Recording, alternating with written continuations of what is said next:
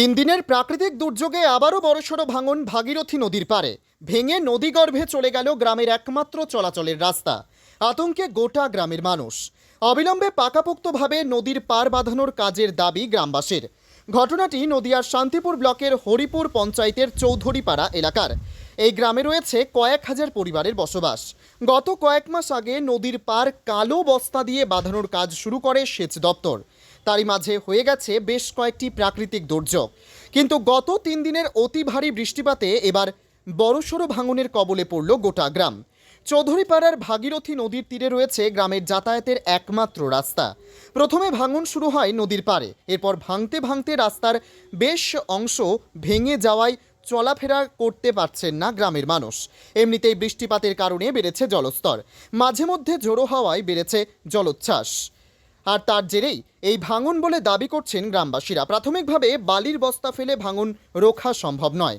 একটি গ্রামের কথা মাথায় রেখে প্রশাসনকে অবিলম্বে পাকাপোক্তভাবে ভাঙন রোধ করার ব্যবস্থা করতে হবে বলে দাবি স্থানীয় বাসিন্দাদের। না হলে ভাগীরথী নদীর তীরে রয়েছে বিঘা বিঘা চাষের জমি।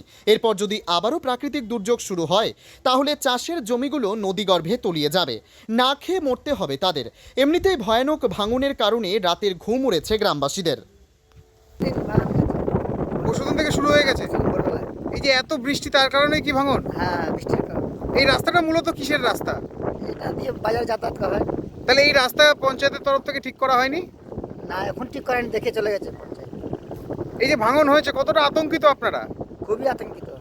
এখানে কত মানুষের বসবাস? হাজার মানুষের হাজারটা ঘর আছে, মোটামুটি মানুষ অনেক আছে।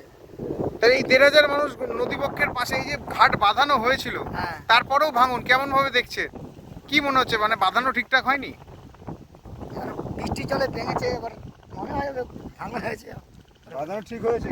এই যে ভাঙন হয়েছে, এরপরে কি স্থানীয় প্রধান, যে আপনাদের এলাকারই তো বাড়ি, সে কি হ্যাঁ। এসেছিলে? এসছি। আচ্ছা। এই যে ভাঙনের পর এখন এই যে এতগুলো গ্রামবাসী আপনারা থাকেন, শুধু কি এই প্রথম হলো এই ভাঙন এই জায়গাতে, না এর আগেও হয়েছে? না, এই জায়গায় হয়নি, অন্য জায়গায় হয়েছিল আগে। এখানে মোটামুটি কতটা জায়গা নিয়ে ভাঙন হয়েছে? 30 ফুট। আপনার দেখেন, আমি ইরিগেশনের দপ্তরে যারা আধিকারিক ছিলেন তাদেরকে ফোন করেছিলাম। ফোন করার পর ওনারা, যেহেতু দেখতেই পারছেন যে বৃষ্টি প্রতিনিয়ত পড়ছে, এবং ওনারা কথা দিয়েছেন যে আমরা যদি বৃষ্টিটা কমে তাহলে আমরা এসে পরিদর্শন করে যা ব্যবস্থা নেওয়ার নেব। এবং এলাকাবাসী যেটা বলছে যে বিগত দিনে বাঁধানো হয়েছিল, বাঁধানো হওয়ার পরে তার পুনরায় আবার ভাঙন শুরু হয়েছে, সেক্ষেত্রে বলবো যে আমিও চাই যাতে পাকাপোক্ত বাঁধানো হোক, যাতে আমরা কৃষিপ্রধান এলাকা, সেই কৃষিপ্রধান এলাকার মানুষ কর্মজীবন ওইটাই, কৃষিকার্য করে, সব কিছু করে, এবং যাতে তাদের যে জমি জায়গাগুলো একের পর এক দিনের পর দিন যে ভেঙে চলে যাচ্ছে সেটা যেন না ভাঙে। আমি চাইবো যারা উপরের দৃষ্টি আকর্ষণ করব যাতে ওনারা পরিদর্শনে এসে আমাদের যেহেতু গঙ্গা বাঁধানের যে কাজটা পুনরায় চালু করে, যাতে